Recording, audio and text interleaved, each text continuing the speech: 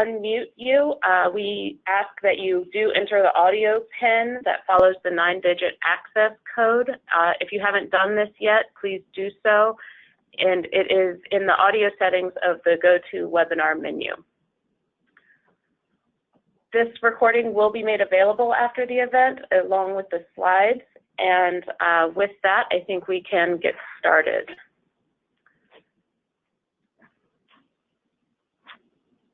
So today, we will be providing some background on HIEs, or Health Information Exchanges.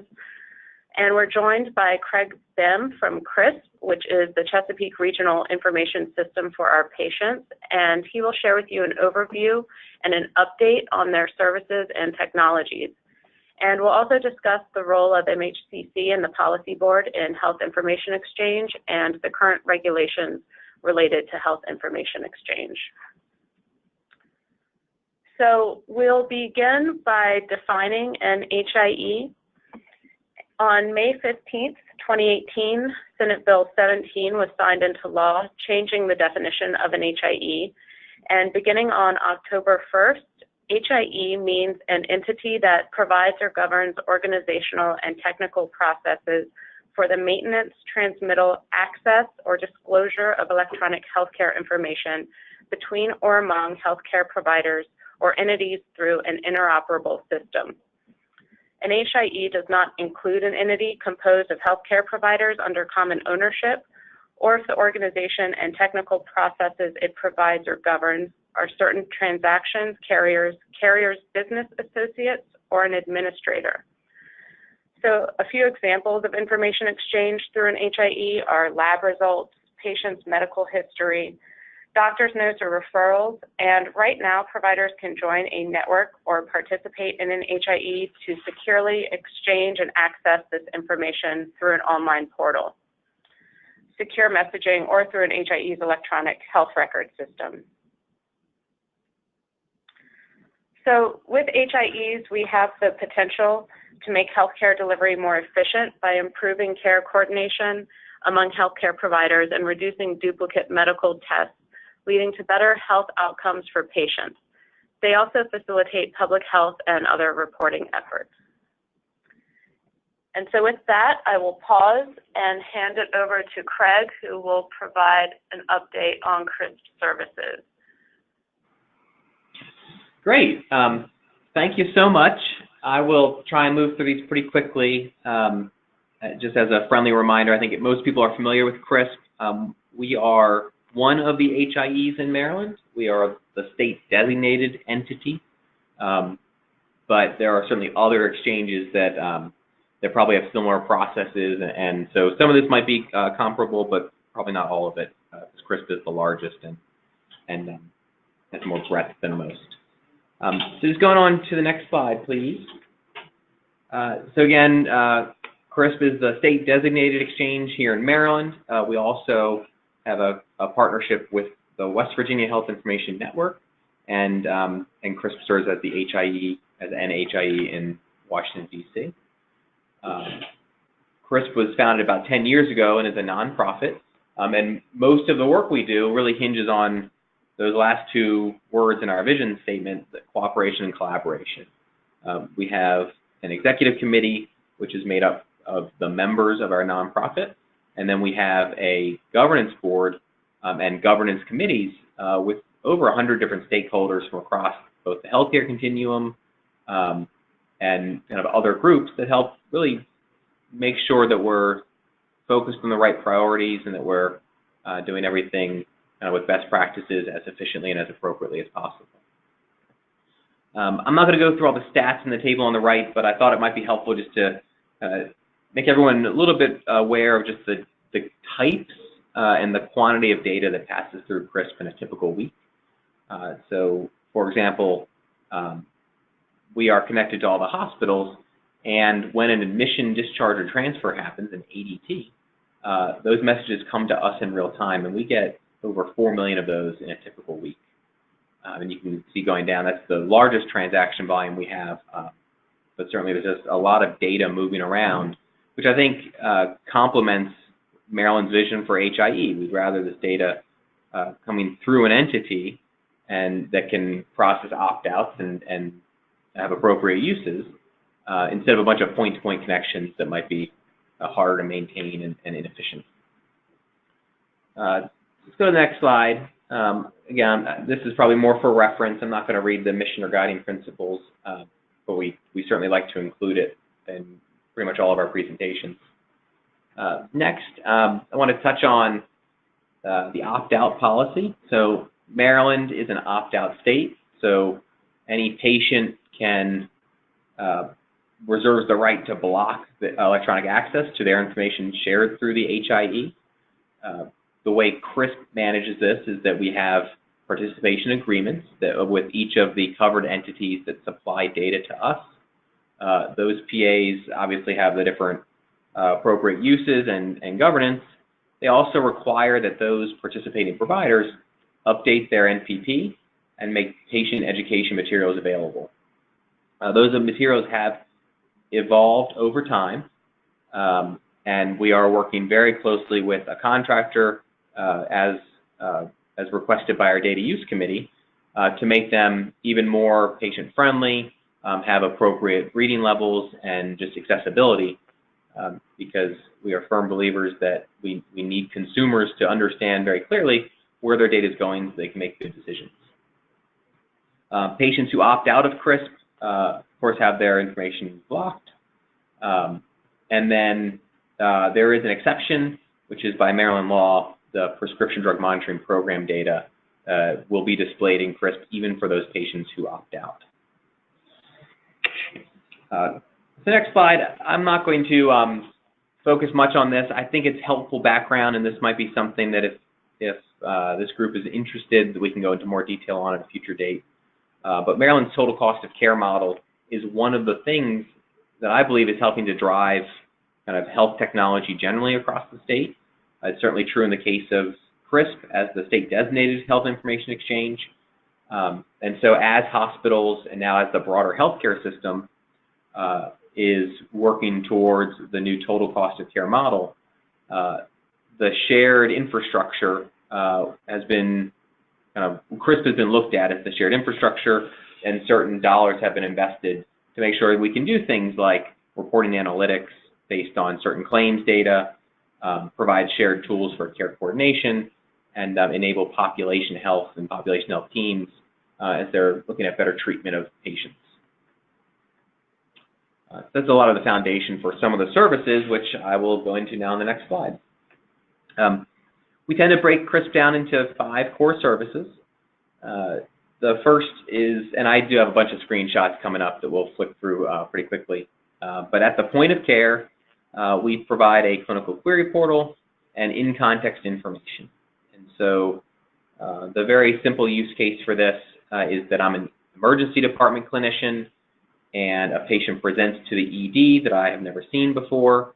I can log into my EHR, and CRISP data may be made available through an in-context app, or I could log into the CRISP portal directly, search for that patient, and look at prior visits and transcribed documents, radiology reports, lab reports, and other information. We would consider that kind of accessing data at the point of care. We have care coordination use cases. So this would be primarily our encounter notification service, ENS. And this occurs when, again, a very simple use case, a primary care provider has a treatment relationship with a patient, and they want to know when that patient goes to a hospital. Maybe they just want to know when the patient's discharged so that they can support a successful transition of care back to their home.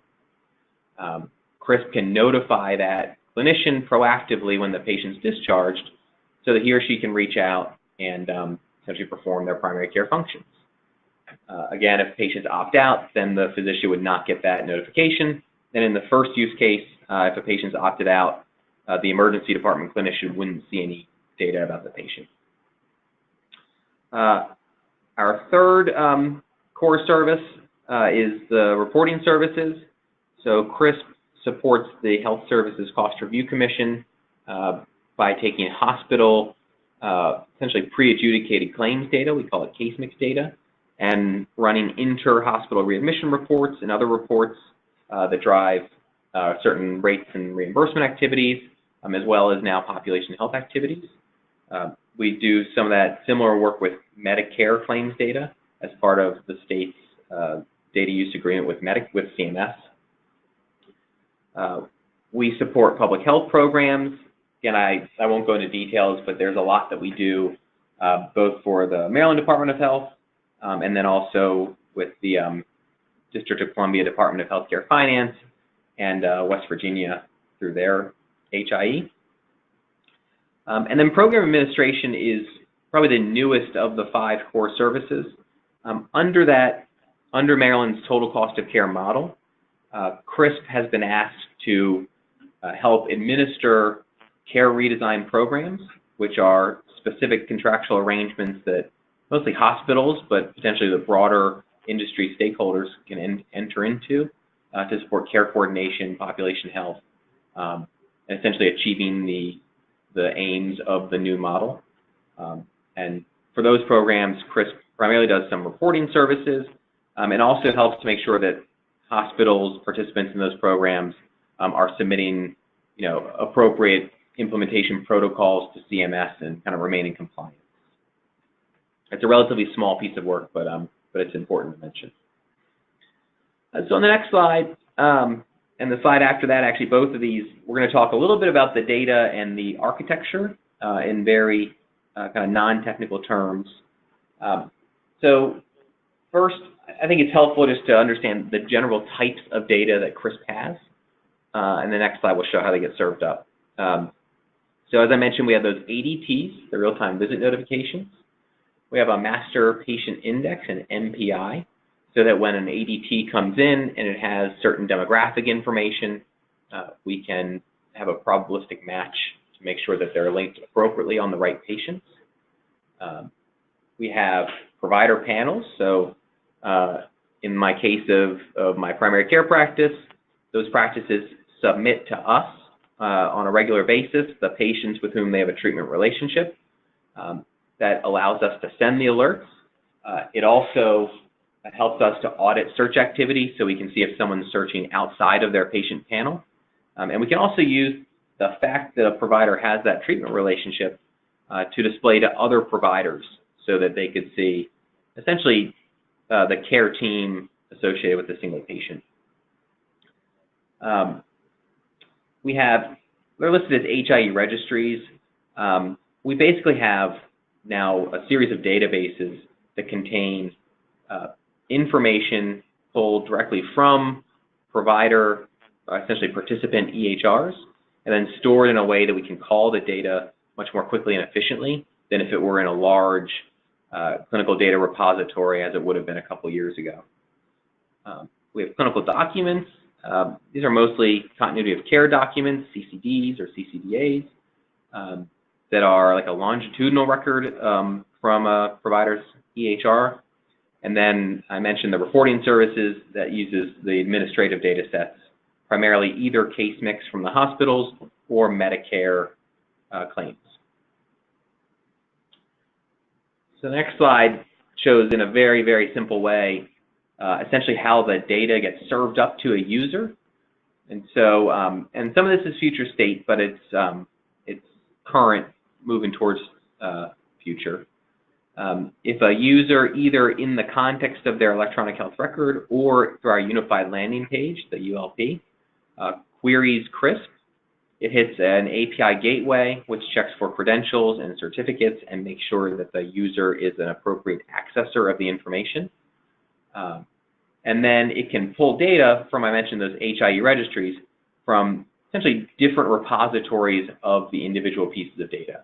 So for example, the prescription drug monitoring program data is stored in its own microservice.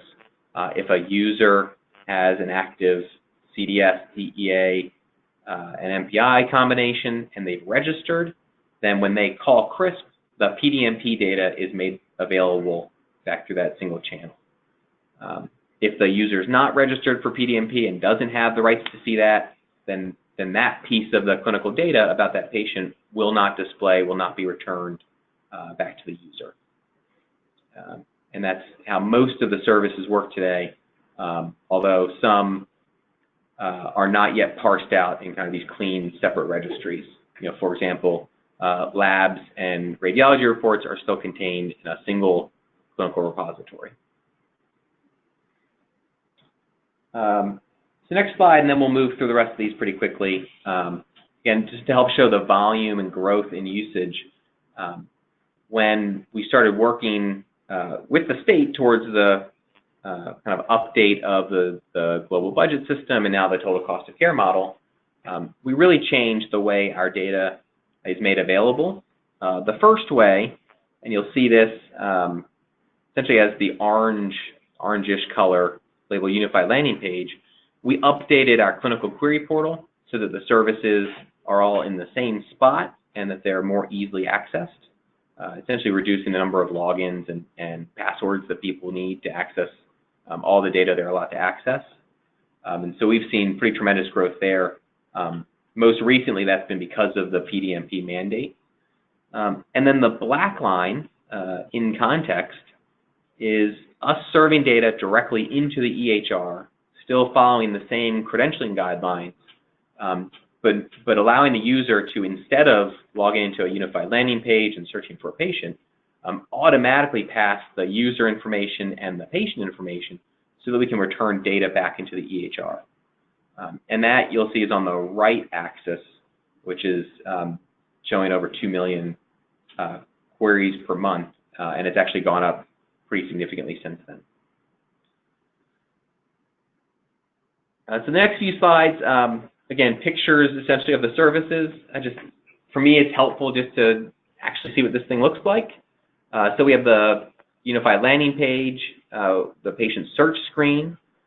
Certain apps, we'll call them, like the tabs across the top, can allow you to merge, just temporarily, different patients together to view all the data together. Right now, this is just the PDMP data, but if you have an individual you search for, and there are maybe slightly different first names listed, one will look like a potential match, one may look very likely. You can click to include both of them when you're viewing the PDMP data. That does not merge any of the data on the CRISP side. It does not permanently link those two individuals. It doesn't do any actual linking. All it does is display the data together. Then the next one is the PDMP page. If you all saw this presentation a year ago, you'll see that it has gotten much cleaner and easier to access the PDMP data. It has its own app now. You can sort by all the different columns, and it's just a much nicer user experience.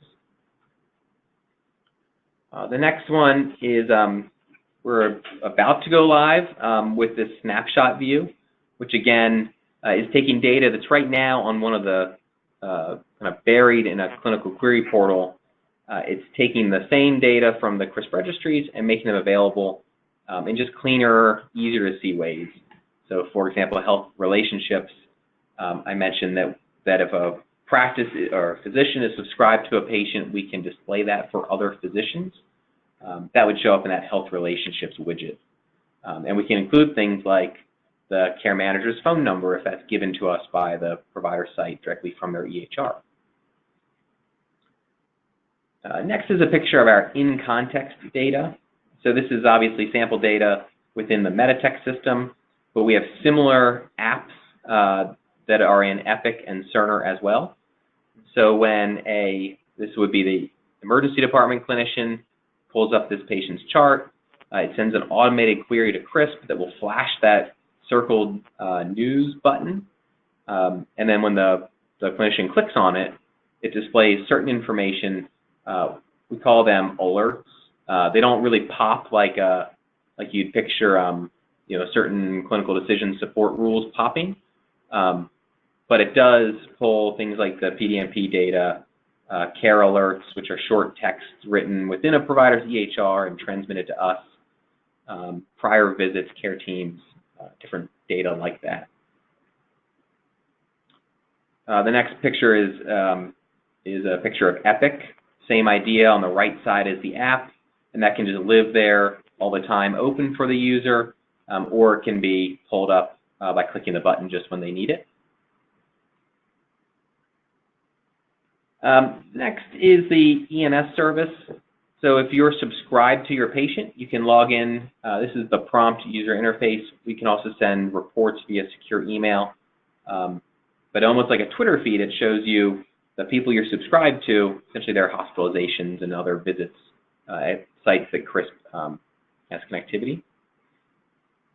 We have a new view of that same data, which we call our census view. So rather than being like a Twitter feed, it actually shows if someone's currently in the hospital, currently in the ED, or recently discharged. So we've gotten some really positive feedback on this when we were doing pilots, because care coordinators that have treatment relationships for patients who are enrolled might want to look at length of stay as an indicator of someone preparing for discharge, so they can work directly with discharge planners rather than waiting for when a patient has already been discharged and maybe losing track or not contributing to what the best process might be during the discharge itself. And just now the next couple of slides as we kind of think through fiscal year 19, the way that CRISP leadership prioritizes our work is through high-level themes. Last year, our theme was "It Just Works." We wanted to make sure our infrastructure was scalable in preparation for the PDMP mandate and all the in-context work we're doing. This year, now that we're pretty confident in the infrastructure, our theme is to use it well. And this is really about working with individuals at different participating sites to make sure that when the CRISP data is served up, it is the right pieces of data within their workflow that really helps them make better clinical decisions. And then the next slide, as we think through what that really means, right? We want to make sure that we have the data, that it's important to providers, that there are standard processes within the EHRs already. We don't want CRISP data to be kind of pushed out of context or in a way that doesn't contribute to clinical decisions. We want it to be kind of within the thinking process of physicians and other providers.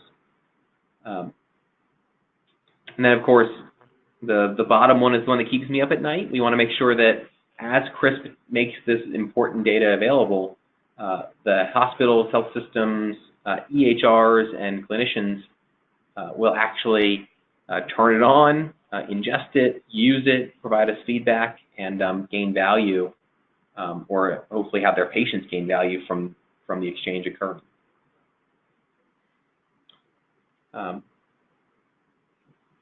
So that's a pretty high-level overview.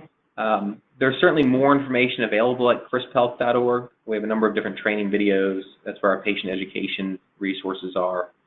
And my contact information is here, but certainly defer to the folks at MHCC, but we're happy to take some questions if we have time.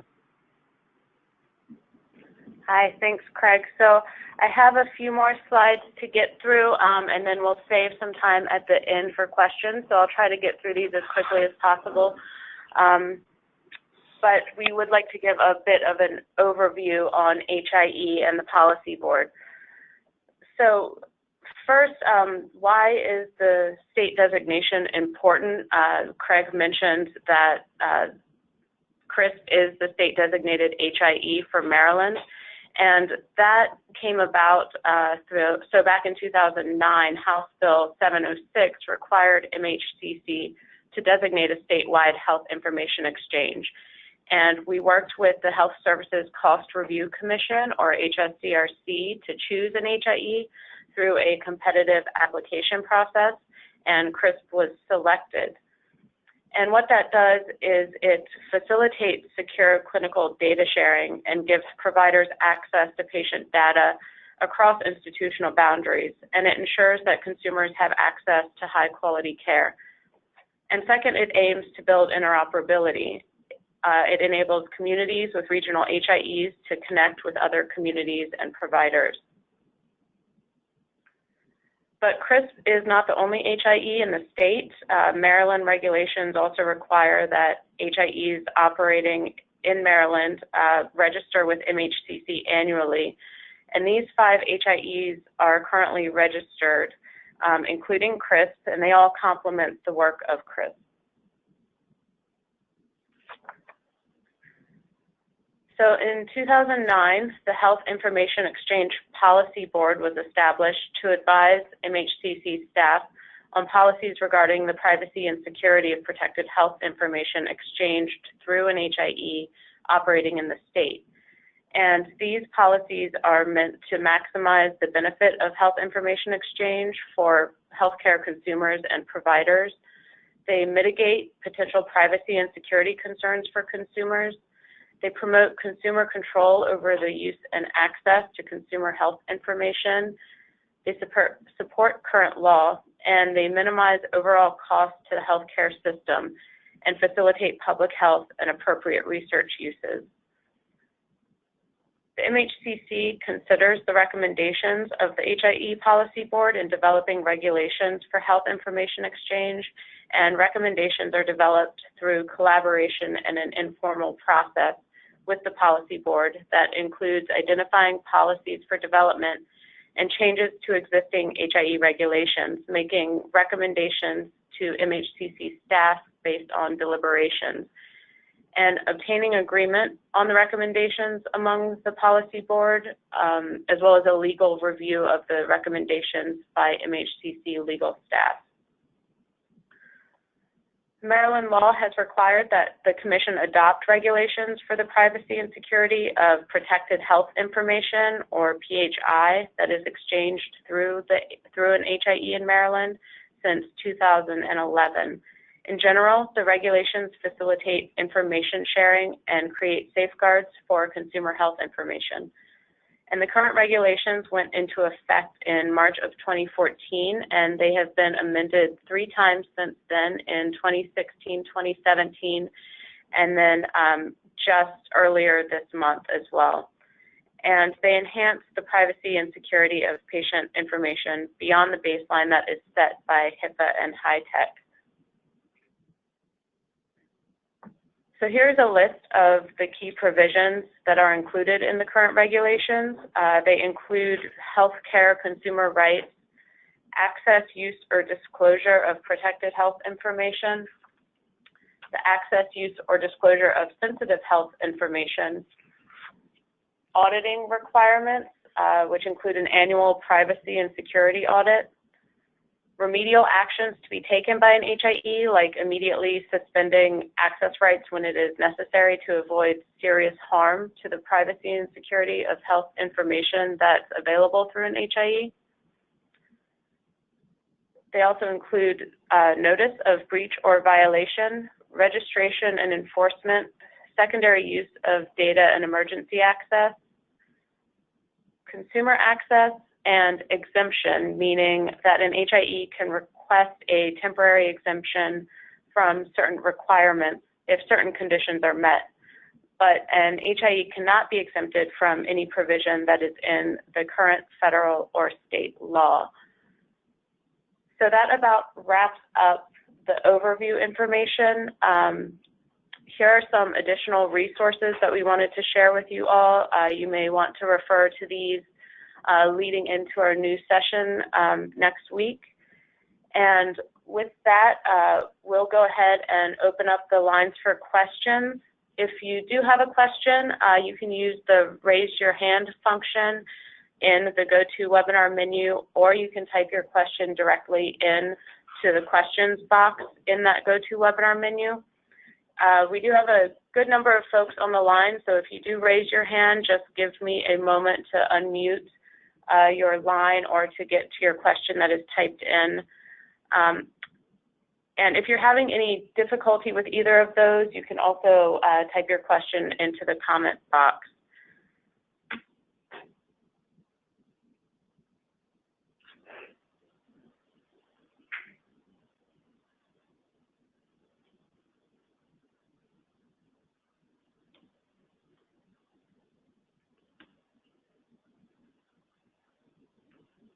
So we have a question from Jennifer Anthony. I've unmuted your line. Please go ahead.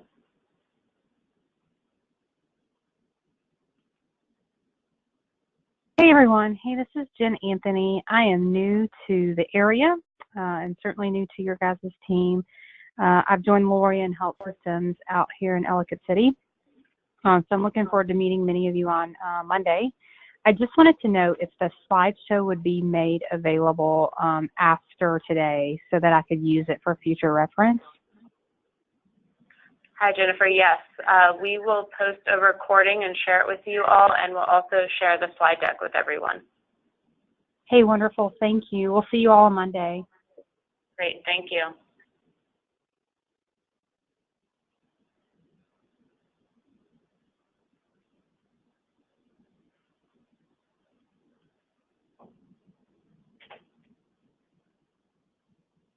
Anyone else? While we're waiting for questions, Craig, perhaps you could talk a little bit about some of the challenges that consumers might face regarding HIE.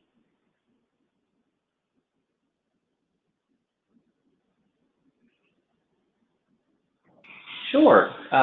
Well, so I think one of the kind of initial challenges, something that the CRISP board has been pretty firm about, is that it's really the healthcare practitioners that have the relationship with their patients.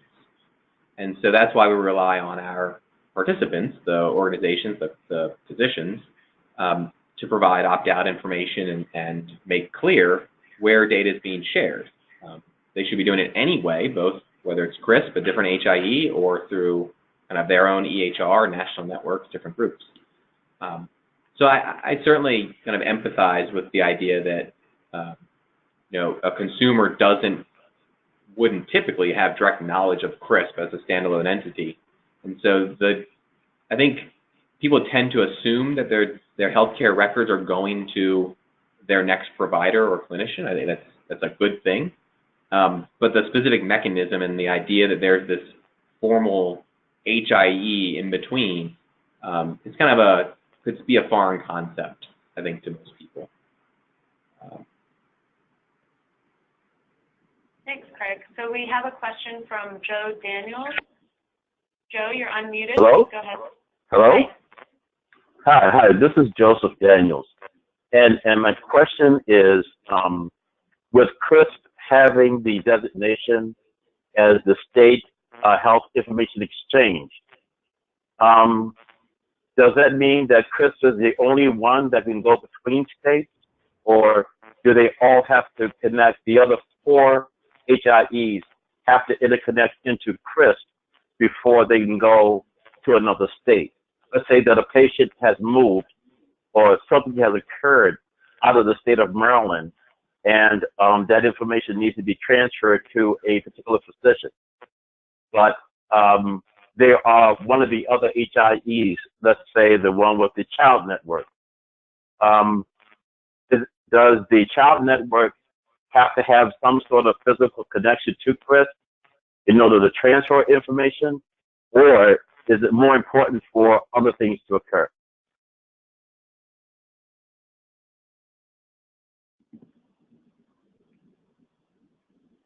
Craig, do you want to speak to that one? I can speak to it practically. I think there's probably a policy question there also. So practically, there's no formal requirement for any HIEs to communicate with CRISP as the state designated HIE. There's nothing about the designation that compels them to connect with us. We'll see that people like the Peninsula Regional Medical Center, who's a hospital, is a participant of CRISP, and they also have their own HIE activities that are probably aligned with us but don't function necessarily through us. As far as kind of interstate data sharing, there's probably a number of mechanisms that are occurring at the national level to facilitate this kind of transfer. A lot of it's happening through electronic health records themselves. Some is happening through what you might hear as like national networks. But again, that's not dependent on CRISP or things going through CRISP for any of it. Okay. Thank you. Sure. Right, Joe, did that answer your question, or? Yes, it did. Okay, great. Follow up? So we have, Go ahead. Oh, I think that the concern that I had was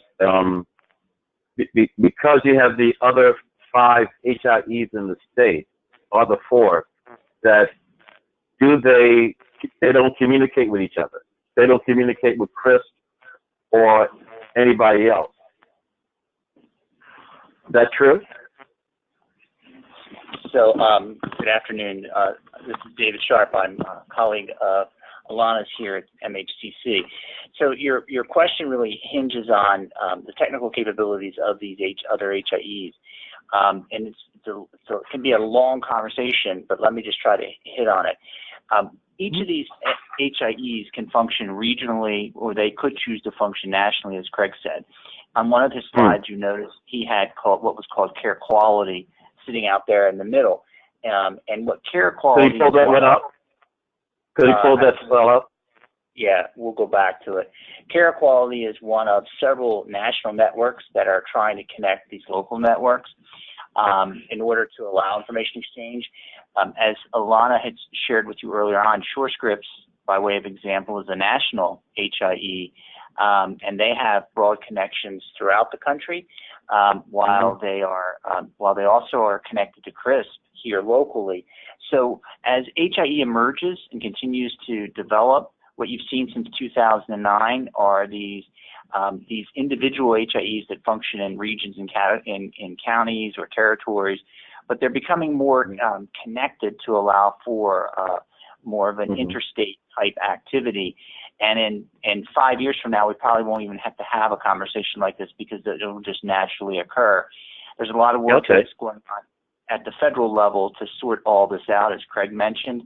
And while the policy is being worked through, the vendor community it continues to work to advance the interoperability across state lines. So it's a long-winded question, but we could spend all afternoon really going through the different scenarios for that to occur. One of the things thank you for your answer. One of the things that was driving my question was FirstNet and having these HIEs on a national level or local level connected to it, especially if some of this information has to be used by first responders. So, I think that is critical going forward, so that interconnection is important, not only locally, but nationally as well. Yeah, first responders are an important area, and in most areas of the country, when HIEs were starting to emerge, they tried to begin by connecting hospitals, and then from there they branched out to the providers, the physicians, other forms of care institutions like long-term care, and they are getting more active in terms of working with first responders. I think Craig could talk to you a great deal about the work CRISP is doing, working with MIMS here in Maryland and their information system vendor to begin to make data available at the point of care for first responders. That, frankly, is probably several years off from really seeing it a full-blown use case functional. But the great news is there's progression towards that point. Great. Yeah, I don't want to belabor. I'd like to maybe meet with you Monday if you have some time, and I'd like to learn a little bit more about that process and where that is heading. Okay. Very good. Absolutely. Thank you for your questions. Thanks, Joe. So we have another question. What is being done to provide more educational materials for patients? Is that being done by CRISP, or are the providers responsible for this? So CRISP does create educational materials. It is up to the providers to share those with patients and to have a conversation regarding the patient's rights regarding health information exchange as far as opt-out goes, for example. Craig, if you'd like to add anything kind of about the development of those materials, feel free. Sure. Just very briefly, I mentioned we have a data use committee which works directly with our board, and they do things like review patient education materials and so look for shortcomings in things like plain language, language availability and variety, different places to access the patient education materials, and so I think we did have a shortcoming on just the quality of the information. You know, it was somewhat technical, it was somewhat small text, it was not very approachable.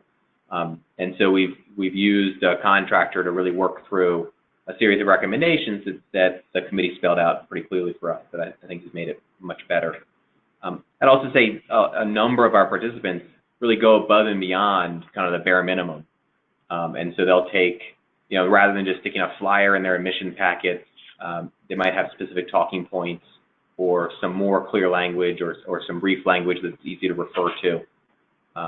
And so it's really nice to see other folks who are also thinking about this. I think we all want, you know, educated patients to make appropriate decisions for themselves. Certainly better for us to have more transparency. Mm-hmm. Great, thank you. So, Craig, maybe you could speak a little bit more about the current privacy and security measures that CRISP has put in place, such as the audits or monitoring access.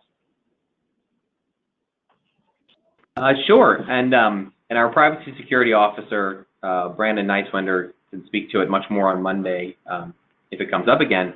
I would say, first, if you look at the various cost centers within CRISP, privacy security is the one that has consistently grown the most over time. It's something that we take incredibly seriously. We became HIE Trust certified back this past November. We're ENAC certified. And so we take very seriously the idea that we need to keep up with best practices of our industry. We also, as you mentioned, we audit accesses to CRISP. We require each participant to have a point of contact, who then also checks off all users at least every 90 days to make sure they're still active and appropriate users. And so there's a lot of different controls, both within the data and then kind of within the credentialed users accessing the data. So again, it's something that Brandon can speak to probably in more detail, but that I think that we're certainly helping to either lead the industry or at least be at the forefront of our industry on appropriate protections. Great, thanks so much. Mm-hmm. We have a few more minutes. If anyone else has additional questions, now would be the time to ask.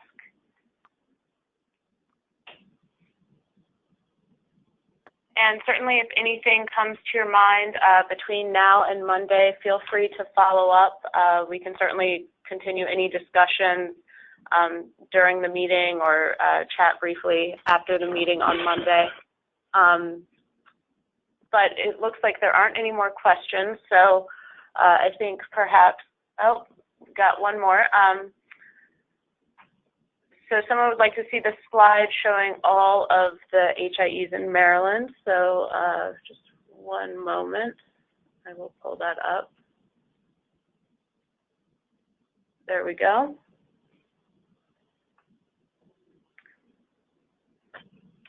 And most of these are hospital-based HIEs.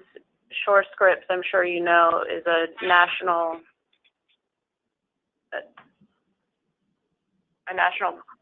organization. And again, we'll make these slides available after the event.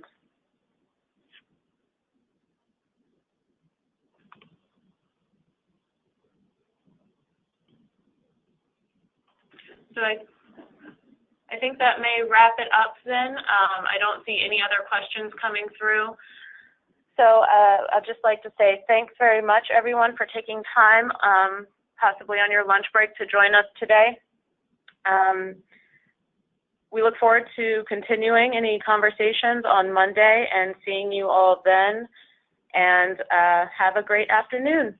Thanks, everyone. Bye.